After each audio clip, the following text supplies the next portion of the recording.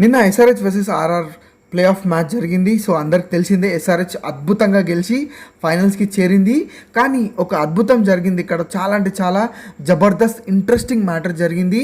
SRH versus RR match జరగకముందే social మీడియాలో ఒక ఫోటో చాలా అంటే చాలా వైరల్ జరిగింది. సోషల్ మీడియాలో ఆ ఫోటో అనేది వైరల్ అయిపోయింది. దాంట్లో ఫైనల్స్ అని రాసి ఉంది ఫ్రెండ్స్.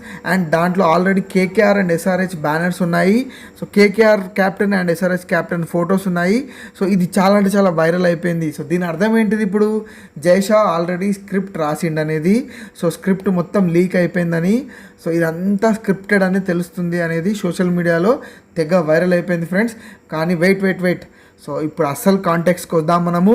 సో యాక్చువల్గా జరిగింది ఏంటంటే, స్టేడియం వద్దకు ఆల్రెడీ ప్లే ఆఫ్స్లో వెళ్ళిన 4 teams KKR, SRH, RR and RCB team banners అన్నీ ఆల్రెడీ ఉన్నాయి. ఈ 4 టీంల బ్యానర్స్ ఆల్రెడీ స్టేడియం వద్దన మొత్తం కట్టి పెట్టేశారు.